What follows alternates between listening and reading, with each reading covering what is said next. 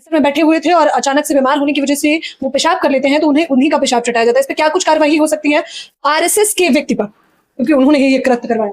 देखिए, पहले तो फिर ये फुट सोल्जर की बात कर रहे हैं, ये कोई एक जगह हो रहा है नहीं, बहुत सारे ये हर जगह हो रहा है।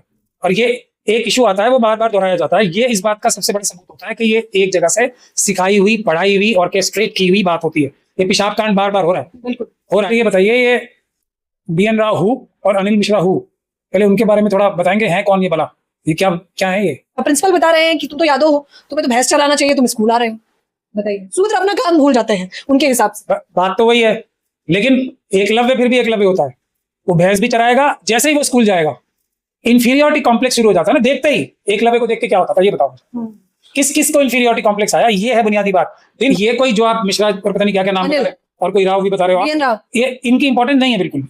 BN राव को जानते ही नहीं है। जानने लायक कोई काम किया होगा तो मैं जानूंगा ना।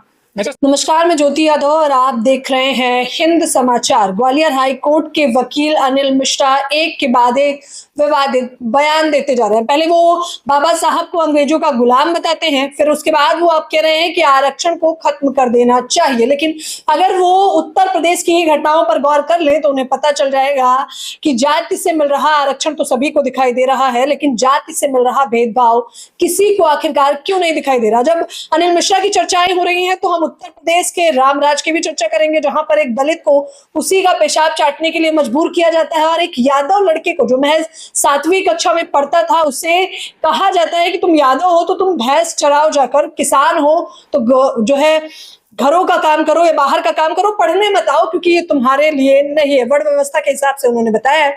अब जब इतनी चर्चाएं हो ही रही थी तो मुझे लगा सुप्रीम कोर्ट के वकील और जाने माने वकील, चर्चित वकील महमूद प्राचा जी से सीधे बातचीत कर ले। पहले तो अनिल मिश्रा पे आ जाते हैं। अनिल मिश्रा सीधे तौर पर कह रहे हैं कि संविधान रचयिता का नाम बदला जाएगा और वो BN राव है। अब पहले ये बताइए, ये BN राव हु और अनिल मिश्रा हु, पहले उनके बारे में थोड़ा बताएंगे, हैं कौन ये भला, ये क्या क्या है ये?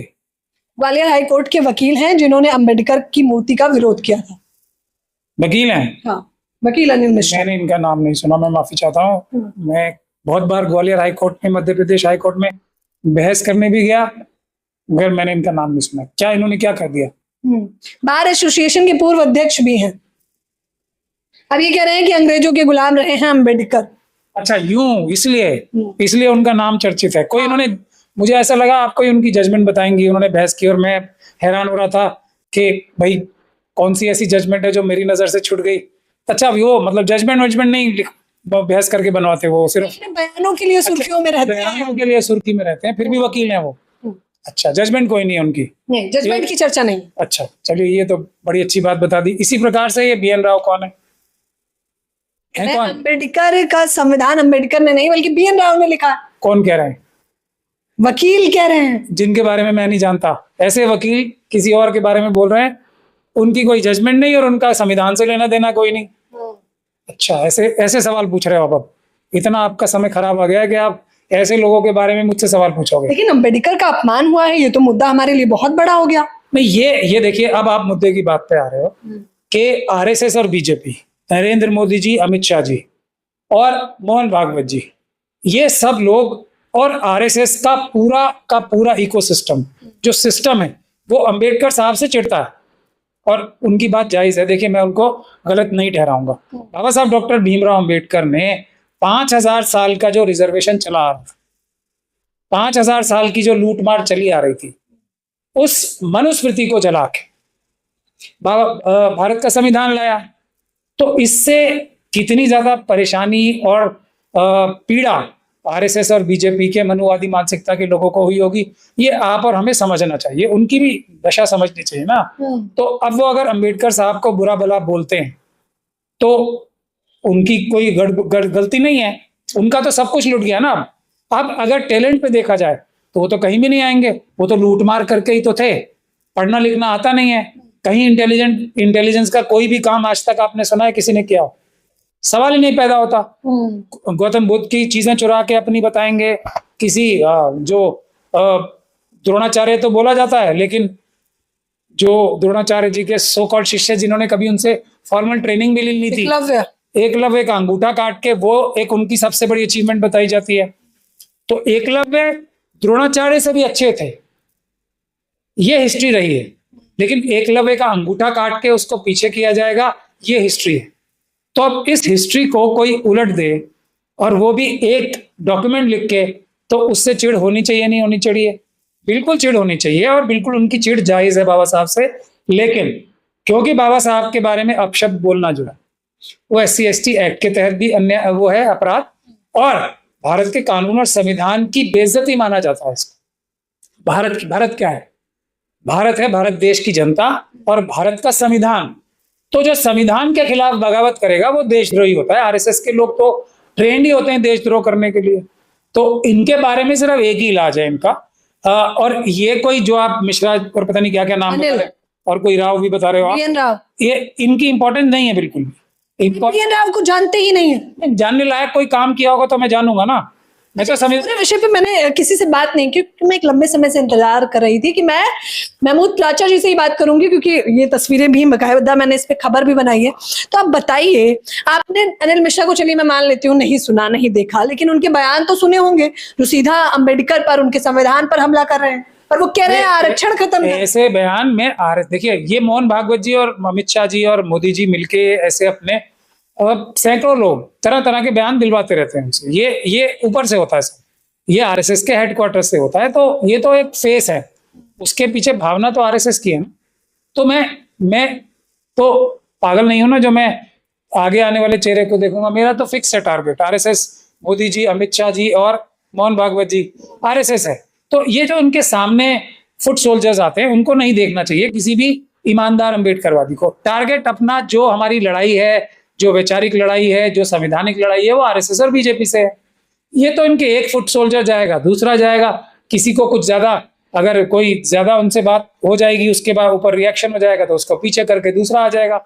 ये सब महत्वपूर्ण नहीं है ना जो भी राव बता रहे हो अब, ना जो भी मिश्रा बता रहे हो, ये महत्वपूर्ण है ही नहीं। जो वो कह रहे हैं वो RSS की विचारधारा है, वो महत्वपूर्ण है। उसको हमें कानूनी रूप से, संवैधानिक रूप से टैकल करना है और उनको सजा दिलवाना है, उनके प्रिंसिपल्स को। ये महत्वपूर्ण नहीं है फुट सोल्जर्स। तो इन पर कोई सजा नहीं होगी जो इस प्रकार की? पर असली सजा तो मोहन भागवत जी और हेडक्वार्टर पे होनी है ना। ये लोग तो सबूत के तौर पर मोहरा छोटे मोटे प्यादे जिनको कहते हैं वो है। अच्छा, आरक्षण कैसे खत्म हो सकता है? और कह रहे हैं कि आरक्षण को आप लोगों ने राजा का मुकुट समझ लिया है, पहले पिता पहनेगा, फिर बेटा पहनेगा, फिर पोता पहनेगा। अरे छोड़ दीजिए जनाब, वो कह रहे हैं। नहीं, देखिए, आरक्षण जो है, अगर देश को आगे बढ़ाना है तो अच्छे लोग, समझदार लोग, ईमानदार लोग, टैलेंटेड लोग कहां से आएंगे? वो तो सिर्फ और सिर्फ आरक्षण के जरिए ही आ सकते हैं ना। जो लोग आरक्षण में नहीं है, जिनका हजारों साल तक आरक्षण रहा, वो तो सब किसी मर्ज की दवाई नहीं थे ना, उन्होंने कुछ भी नहीं किया आज तक।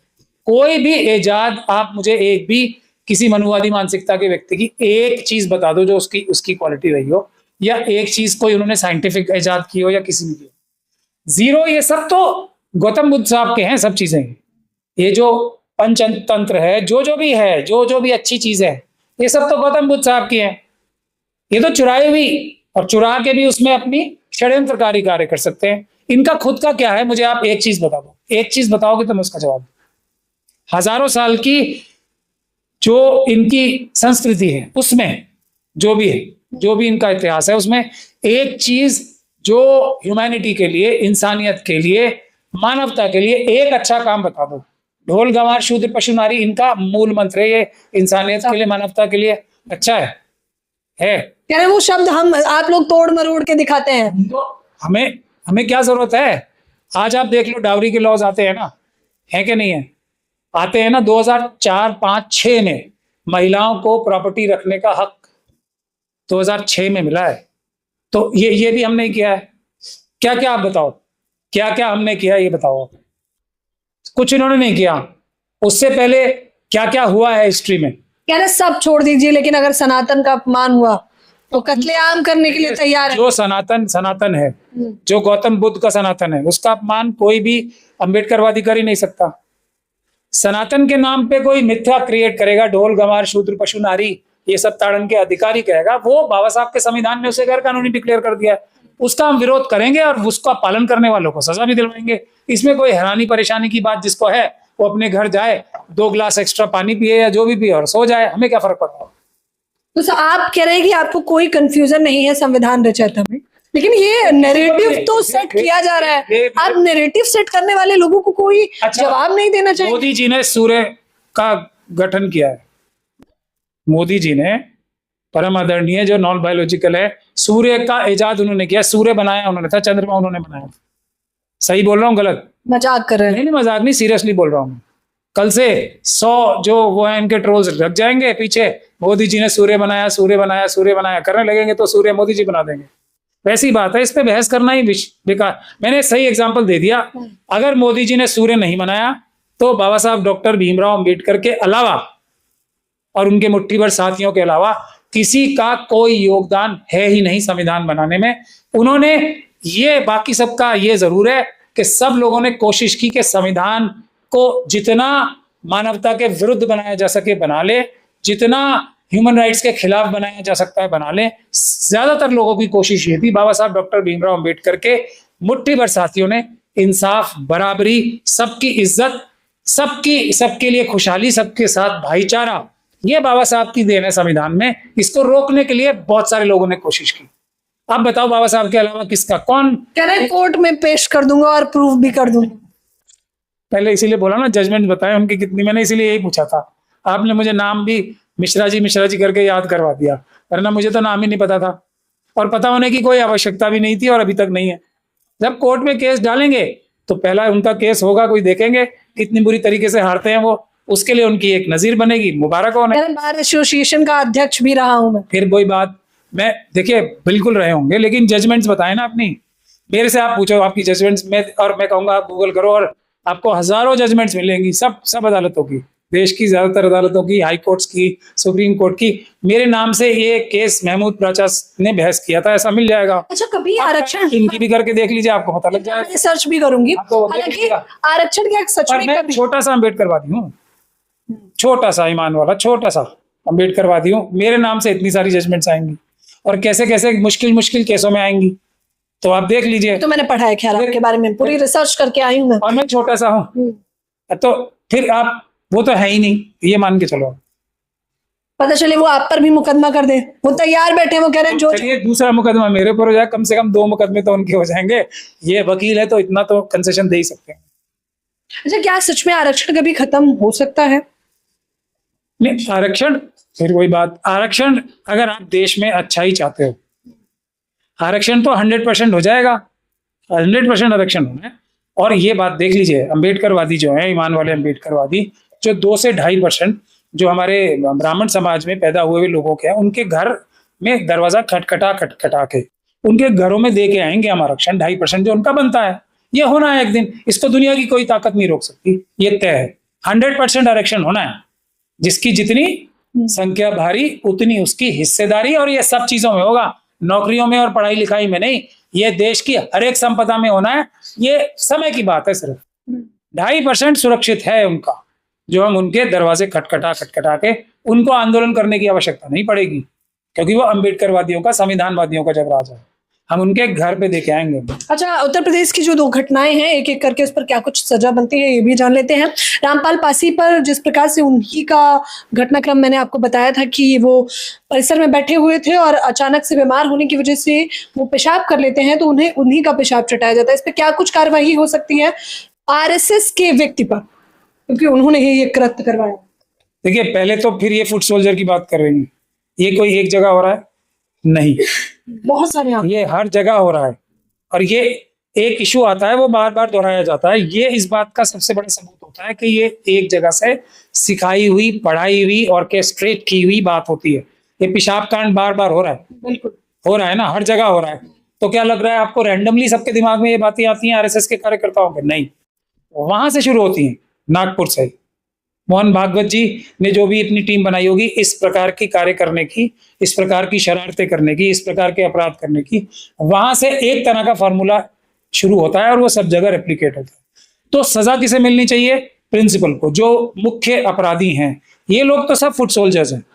अब इसकी सजा SC/ST एक्ट में है और बहुत जबरदस्त सजा है, जिसमें मैं समझता हूं कि आरएसएस की पूरी चेन ऑफ कमांड को सजा होनी चाहिए। अगर कोई अच्छे लोग जाके इसके खिलाफ केस करेंगे तो ये इतना बड़ा जघन्य अपराध है जिसके लिए आरएसएस के प्रिंसिपल्स को जेल जाना चाहिए। ये तो बेचारे फुट सोल्जर्स हैं, इनको तो पता नहीं किस किस प्रकार की ट्रेनिंग्स दे के, अब मैं तो तब से, हालांकि ये बातें पता थी हम लोग जैसे लोगों को, तो शुरू से ही पता होती थी, लेकिन हम बोलते नहीं थे। लेकिन अब जब एक बच्चे ने आत्महत्या कर ली, केरल के एक बच्चे ने, और क्या क्या लिख के उसने आत्महत्या की है कि किस किस बच्चे के साथ, छोटे से बच्चों के साथ, जो छोटे छोटे बच्चे जाते हैं और जो वो बड़े ही होते हैं, तो किस किस उनको प्रताड़नाओं से ही कहूंगा मैं तो, क्योंकि कोई बच्चा तो इस कार्य को करने में खुश नहीं होगा, तो उसको किस किस प्रकार से प्रताड़ित किया जाता है उसको, और उसकी कैसे मानसिकता कुंठित होती है और वो कैसे कंट्रोल में रहता है।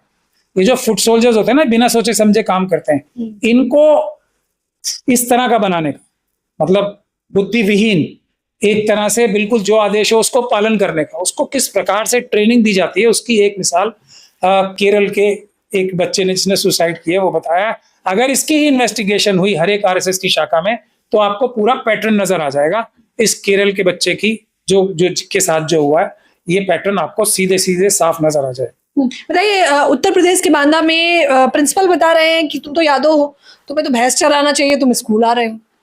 बताइए, सूत्र अपना काम भूल जाते हैं उनके हिसाब से। बात तो वही है, लेकिन एकलव्य फिर भी एकलव्य होता है, वो भैंस भी चराएगा, जैसे ही वो स्कूल जाएगा इंफीरियोरिटी कॉम्प्लेक्स शुरू हो जाता है ना। देखते ही एकलव्य को देख के क्या होता था, ये बताओ मुझे, किस किस को इंफीरियोरिटी कॉम्प्लेक्स आया? ये है बुनियादी बात। दिन भर तो बेचारा वो भैंस ही चराएगा, कोई दिक्कत नहीं है, स्कूल के बाद जाके भैंस ही चराएगा, लेकिन जब वो स्कूल में आएगा तो वो सबसे अच्छा साबित होगा, टीचरों से भी ज्यादा अच्छा। अब इस कुंठा को आप कैसे दूर करोगे, ये है बुनियादी सवाल। और जो वो कर रहे हैं ना मनुवादी मानसिकता के लोग, उनकी तो हिस्ट्री यही है ना, एकलव्य को देखते ही उनको महसूस होता है वो कितना बड़ा और हम कितने छोटे हैं। तो अब उसको वैसे तो ज्ञान के हिसाब से टीचर से भी ज्यादा, जहां तक मेरी जानकारी है, वो ये है कि उसने ये बताया कि इस टीचर को पढ़ाना नहीं आता, क्योंकि उसको टीचर से भी ज्यादा आता होगा, तो वो बेचारा किसी दूसरे टीचर को पकड़ के लाया जो उसके लेवल का हो या उससे थोड़ा बहुत ज्यादा जानता हो। हालांकि मुझे शक है कि अगर वो मनुवादी मानसिकता के घरों में पैदा हुआ वही टीचर होगा तो इस बच्चे से ज्यादा उसको ज्ञान भी होगा। लेकिन ये सब अपराध है, अपराध की सजा मिलनी चाहिए, ये मैं अम्बेडकरवादियों से गुजारिश करता हूं। लेकिन ये तो नॉर्मल सी बात है, मुझे इसमें कोई हैरानी होती नहीं है। जब भी कोई बच्चा भी होगा तो उसकी ज्ञान, अभी यही तो हमारे इंटरव्यू में चल भी रहा था कि जो लोग जो ये सो कॉल्ड अपर कास्ट से नहीं आएंगे, वो तो अपने आप, इसीलिए रिजर्वेशन जरूरी है कि ये लोग ज्ञानी होंगे, ये लोग ईमानदार होंगे, ये लोग मेहनती होंगे। कौन? जिनको रिजर्वेशन दी जा रही है। इसी की वजह से देश हमारा चल रहा है। देश हमारा जो 5 ट्रिलियन और जितने भी ट्रिलियन इकोनॉमी बन रहा है ना, ये सब रिजर्व कैटेगरी के लोग जो है ना, SC, ST, OBC, मुस्लिम, सिख, क्रिश्चियन, बौद्ध, इन्हीं की मेहनत से तो ये वहां तक पहुंच रहा है। लूट रहे हैं कौन? वही जिन्होंने एकलव्य की मानसिकता वाली कहानियां हमें सिखाई। तो करने वाले हमें, अगर रिजर्वेशन खत्म हो जाएगी देश क्रैश डाउन हो जाएगा। रिजर्वेशन वाली तो सारा काम कर रहे हैं, वरना कौन सा काम इन्होंने किया है वो बताएं, लूटने के अलावा, झूठ बोलने के अलावा। ये है बुनियादी बात, इससे हमें भटकना नहीं।